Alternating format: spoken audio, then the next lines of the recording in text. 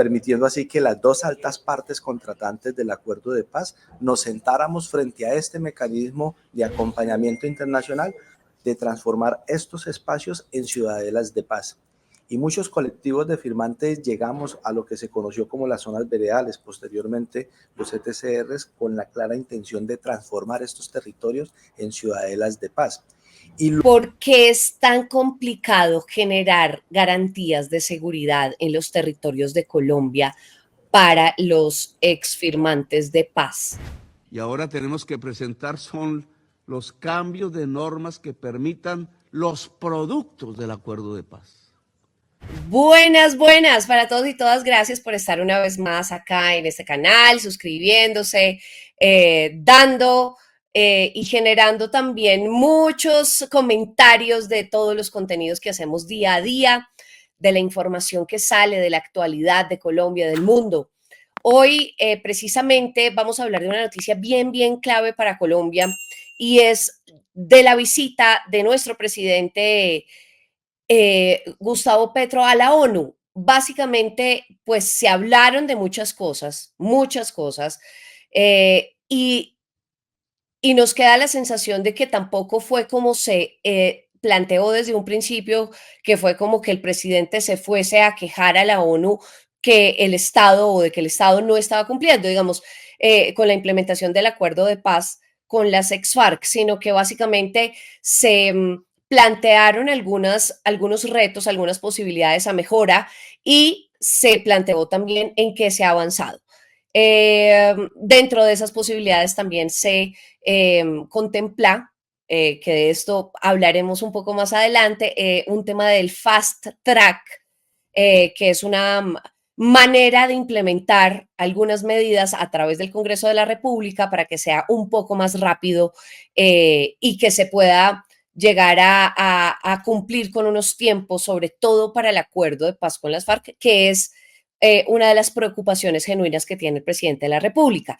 Dentro de todo eso que pasó en las últimas horas en la ONU, pues hubo una visita de un personaje que por primera vez pues iba allí presencialmente al Consejo de Seguridad de la ONU.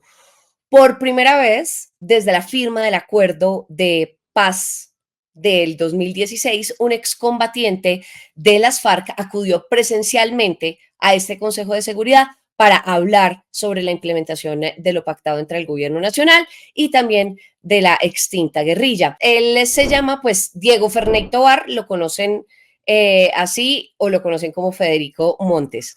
Él es nuestro protagonista de hoy. Gracias por estar acá. Y cuéntenos cómo le ha ido en estas recientes horas allá en la ONU. María Camila, pues comenzar saludándola a usted, a su equipo de trabajo, agradecerle por la oportunidad de estar en este espacio y pues saludar también a las personas que van a tener la oportunidad de interactuar, digamos, con este ejercicio informativo que usted está haciendo. Sí, como lo menciona, es la primera vez que tras la firma del Acuerdo Final de Paz de La Habana podemos participar las dos altas partes contratantes del Consejo de Seguridad, que es un consejo que adoptó a través de una resolución de las Naciones Unidas su acompañamiento periódico a la implementación del acuerdo de paz, y es precisamente el Consejo de Seguridad el punto en el cual se dan los informes, las opiniones y se ratifican los compromisos de este consejo frente a lo que tiene que ver con la implementación integral del acuerdo de paz.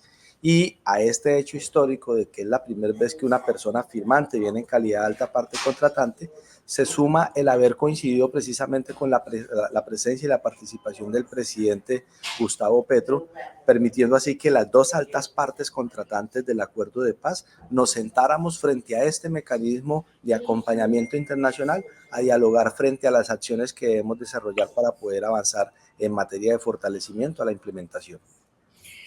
¿Qué ha sido para ustedes, para las personas que decidieron de repente dejar las armas, qué ha sido lo más difícil o las barreras más importantes que se han atravesado en el camino dentro de esta implementación del acuerdo? Bueno, desafortunadamente son varias, ¿no? Digamos que voy a tratar de manejarlo en dos dimensiones. Uno es la propuesta de proyecto de país que nos planteamos precisamente en la mesa de diálogos de La Habana, de lo cual gran parte de esa propuesta quedó contemplada en cada uno de los 6 puntos, el capítulo étnico y el enfoque de género. Y frente a esa propuesta de país, una de las grandes dificultades es el cómo logramos entender la capacidad y el potencial transformador del acuerdo de paz como una herramienta que permita desarrollar al Estado y de esta manera superar fenómenos de violencia social que se han transformado desafortunadamente en Colombia en un conflicto también de carácter armado. Ese es un primer componente, la resistencia de muchos sectores de la sociedad, más que de la sociedad colombiana, de algunos sectores políticos, económicos colombianos que resisten a la posibilidad de avanzar en la implementación integral del acuerdo de paz, porque quizás sienten que allí están amenazados algunos intereses, pero no han conocido a fondo la verdadera propuesta que encierra este acuerdo. Y hay un segundo fenómeno gravísimo que estamos nosotros enfrentando como alta parte contratante y como población firmante, y es todo el fenómeno que comienza con la estigmatización, pero que desemboca en la práctica de una violencia sistemática contra la población firmante, que ahora se ha extendido a sus núcleos familiares y a sus proyectos de comunidad. 428 firmantes han sido asesinados tras la firma del acuerdo. Más de 1000 de ellos han venido siendo desplazados en el último periodo, hablando no solamente de la población firmante. Por cada desplazado firmante que hay por lo menos 2 o 3 personas que hacen parte de su tejido familiar o comunitario que están sufriendo también este flagelo. Entonces son 2 dimensiones de las dificultades que hemos tenido, y bueno, dentro de cada una hay un montón de variantes que podríamos discutir más adelante. Claro, yo quisiera que habláramos de la violencia en los territorios que preocupa muchísimo, no solamente, pues, evidentemente a los excombatientes que están allí, a sus familias, a la gente que vive en esas poblaciones. Persiste la violencia en los territorios colombianos y definitivamente la necesidad de una implementación más efectiva de todas las garantías de seguridad que estaban contempladas en el acuerdo se hace visible. Yo quisiera que viéramos justamente sobre este tema. El presidente Gustavo Petro dijo algunas palabras que me parecería importante en este momento conversar con usted. Entonces, veamos ese pedacito sobre el tema de seguridad de los excombatientes. No todos, de los 427 excombatientes de La Paz, se debe a que están precisamente ubicados. El acuerdo de paz designó una zona, llaman, el abecedario ya no me alcanza para tantas siglas, TCR. Debieron ser transitorias, debieron ser rápidas, porque eran una manera de ir hacia la vida civil, productiva y política y social. Y hace 7 años están ahí. Yo les llamo campos de concentración, porque no se puede mantener sin una salida a una población durante 8 años encerrada en un punto que, al estar localizada en zonas de economía ilícita o cercanas o estratégicas para economías ilícitas, se ha convertido en una vulnerabilidad a la vida de las personas que firmaron la paz, con centenares de muertos. En realidad, a esos muertos en general, no siempre, no, los está matando el Estado. Bien. Los está matando la economía. Entonces, básicamente habla, y me llama la atención que el presidente haga referencia, pues eso es una palabra bastante fuerte, sobre el tema de campos de concentración, ¿no? ¿Por qué los CTCRs debieron ser transitorios, como dice el presidente, y no de repente que duraran tantos años allí? Bueno, María Camila, yo creo que aquí ya toca entrar en algunas precisiones. En algunas partes, por las características geográficas y demás, quizás se pudo contemplar la posibilidad de que estos CTCRs, que fueron la evolución de las antiguas zonas veredales transitorias de normalización, tuviesen que desaparecer y se generara una acción nueva. Pero una de las conclusiones que construimos nosotros en nuestra última conferencia guerrillera, que fue la 10ª, la que aprobó que firmáramos el acuerdo y que nos transformáramos en una apuesta política, se planteó también la posibilidad y oportunidad de transformar estos espacios en ciudadelas de paz.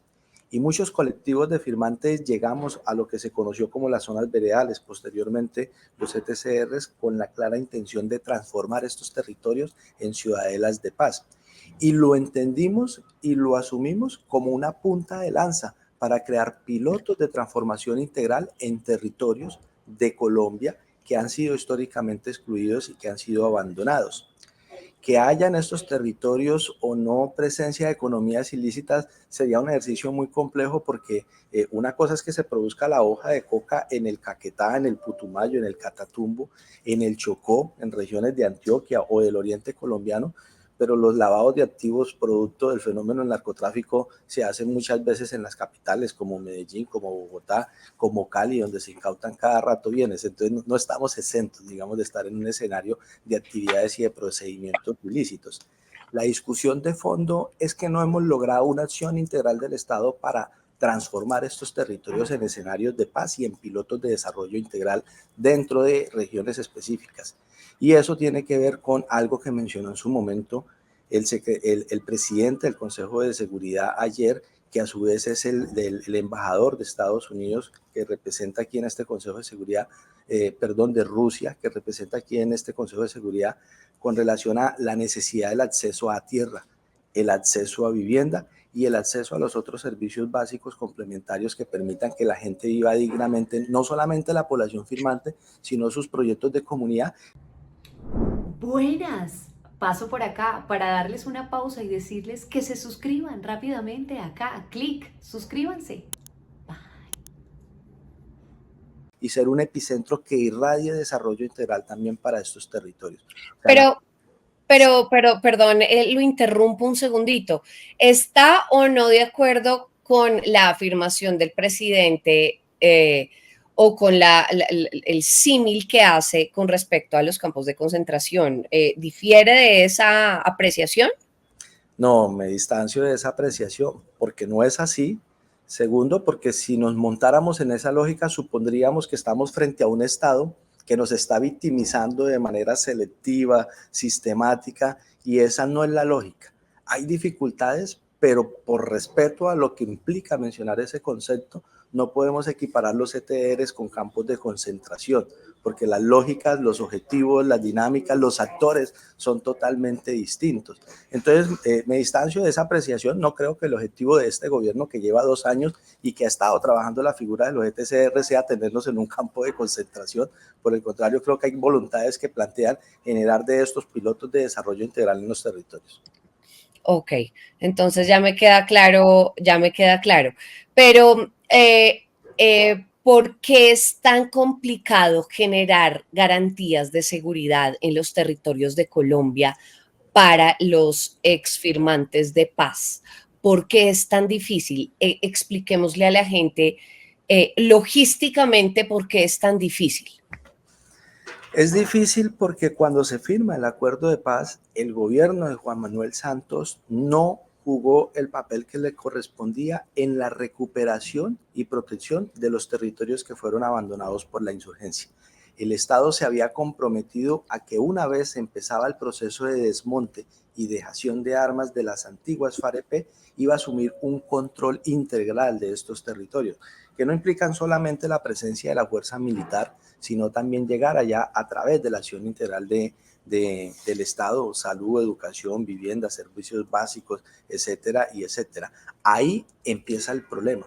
Y se atomizó aún más en el gobierno de Iván Duque, quien llegó con la premisa de hacer trizas el acuerdo de paz y creó las condiciones para que se pudieran incubar en estos territorios fenómenos como el narcotráfico, fenómenos como la reconfiguración de los actores armados, los cuales observó casi complacientemente, a los cuales no asistió de manera oportuna, y eso terminó configurando unas condiciones que hoy estamos viendo estallar en el marco de este gobierno, y tiene que ver precisamente con ese fenómeno de inseguridad que existe en el territorio. Esas son más o menos como las causas objetivas más profundas de lo que estamos observando hoy. Un fenómeno que se incubó durante 6 años de no implementación del acuerdo de paz y que este gobierno ha querido abordar, pero donde sí hay algo que hemos venido señalando y lo ratificamos ayer en nuestra intervención, la necesidad de que los procesos de diálogo que compartimos por principio, esos procesos de diálogo como una herramienta para superar conflictos deben generar líneas rojas y protocolos claros que blinden a la luz del derecho internacional humanitario no solamente a las comunidades, a los territorios, a sus procesos organizativos, sino también a la población firmante.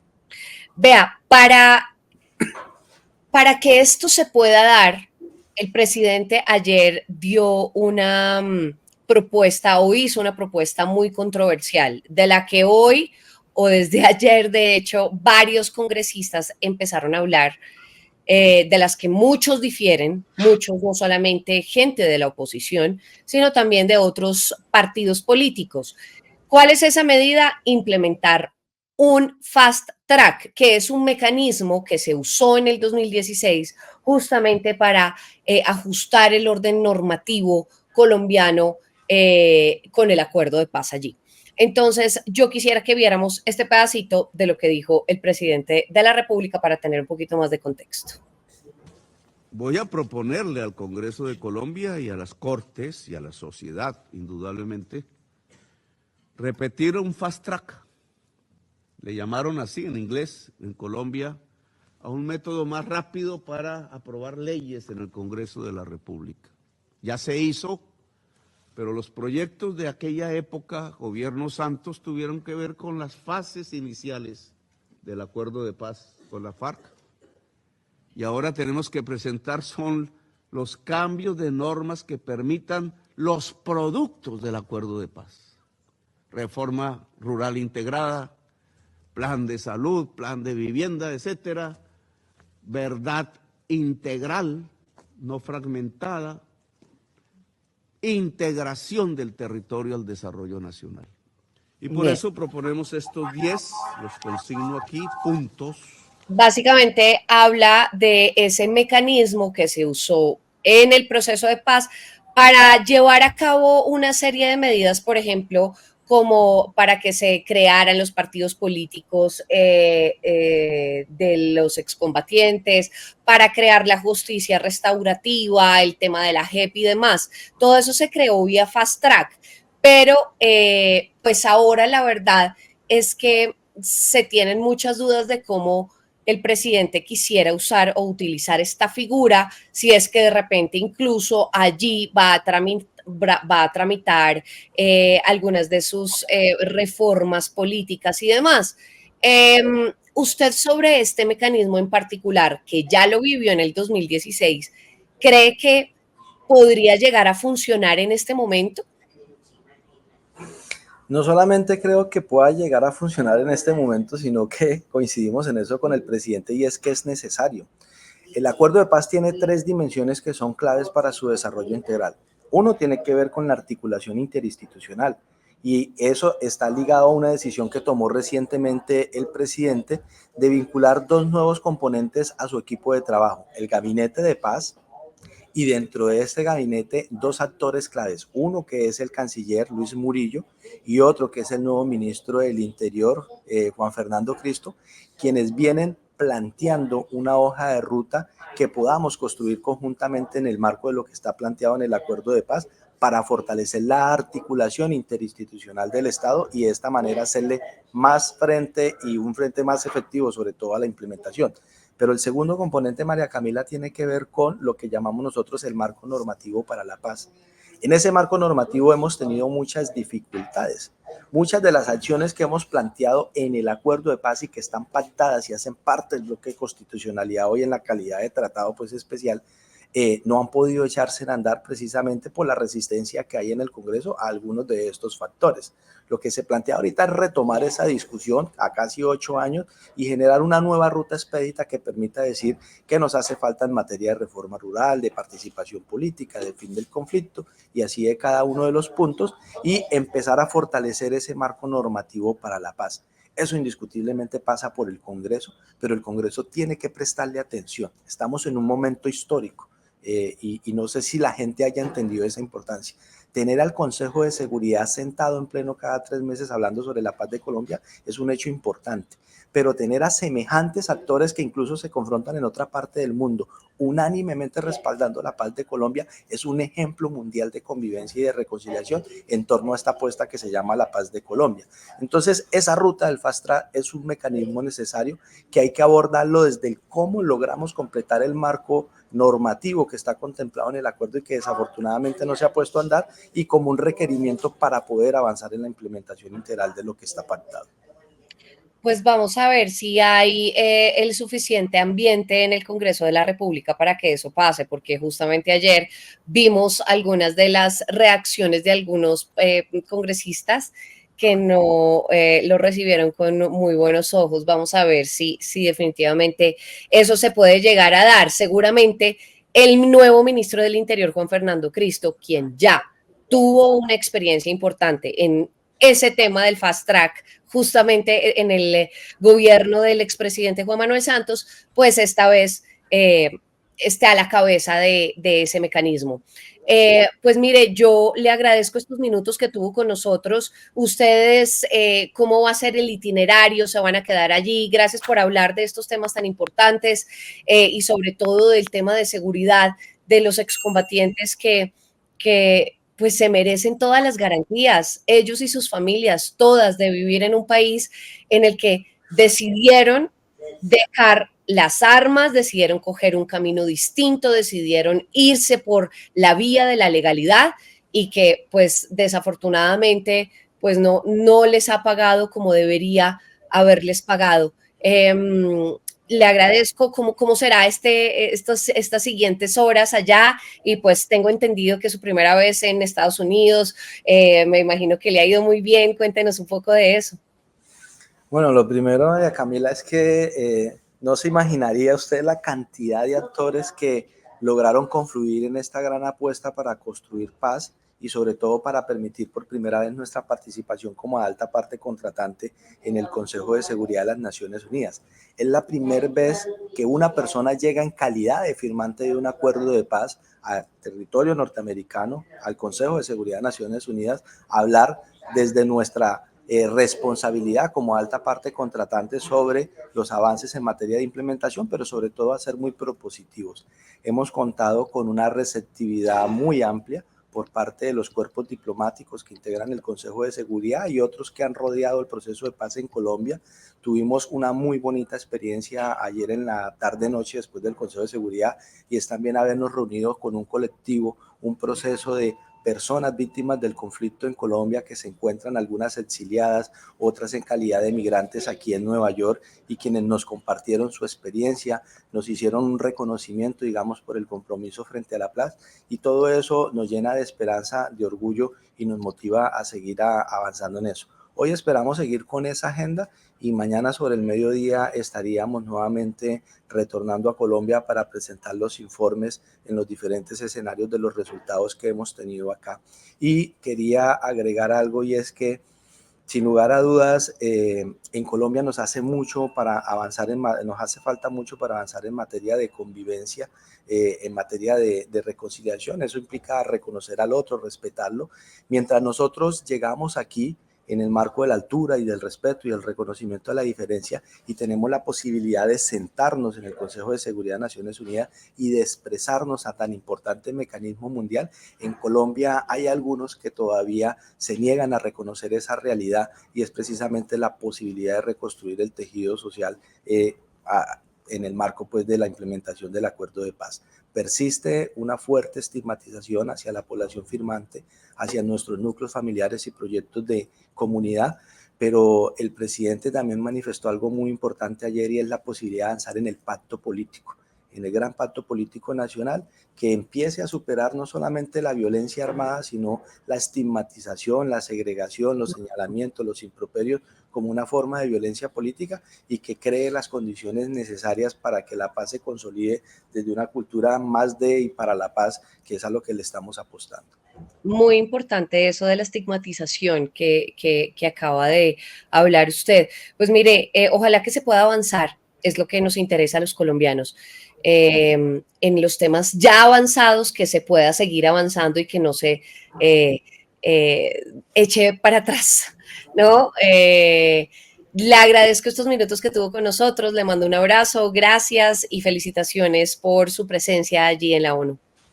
Bueno, María Camila, a usted, a su equipo de trabajo, también nuestra gratitud por abrirnos primero este espacio y por este ejercicio bonito que hace de informar y de ayudar a generar opinión con los actores y los protagonistas de la construcción de paz en Colombia, que no somos solo nosotros, sino todos aquellos que se han comprometido a lo largo de estos más de 12 años que lleva el proceso. Correcto, muchísimas gracias. Gracias a toda la gente que se conectó hasta el final de esta entrevista. Háganos saber sus comentarios acá abajito y no se les olvide suscribirse. Solamente le dan clic, se suscriben acá abajito a este canal en donde estamos informándolos todos los días de esto que pasa en el acontecer nacional e internacional. Mil y mil gracias, les mando un abrazo, nos vemos más tarde. Chao.